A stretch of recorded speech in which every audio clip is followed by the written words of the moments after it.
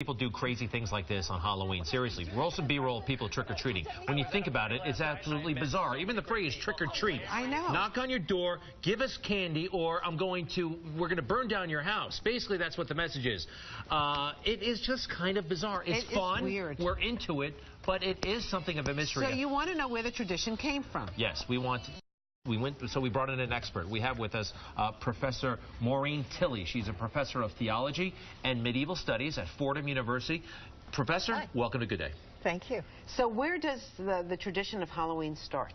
It starts in Ireland and Eastern England, where people are really concerned at this time of year with the days getting darker and shorter and thinking about the people who have passed on. And maybe they would come to visit.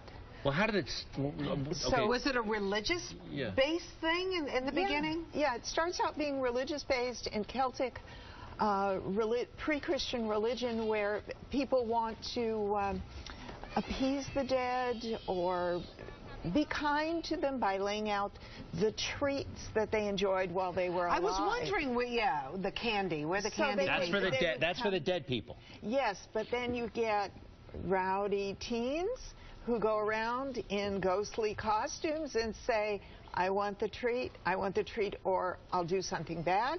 And that's where trick-or-treat comes from. All right, so the food is out for the dead people. The teenagers want the food, so they find this way to get it, which is to threaten people, basically, with violence. All right. Yeah. That's Taking the house, soaping the windows, other little tricks. So this tradition obviously came over with the Irish people when they came to this, right? They came to Ellis Island. The Puritans didn't like it. The English didn't like it. Here. You know, it was too pagan religious.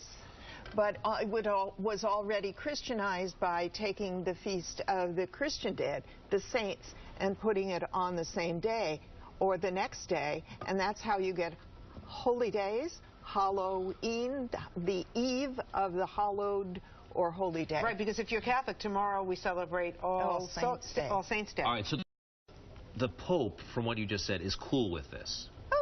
Okay, cool. You say it like you know firsthand, Professor. No, he's cool. He's cool. He's been in the Pope newspaper. Well, that's fantastic. How are things at Fordham? Great. How many people major in medieval studies? Is it a popular major?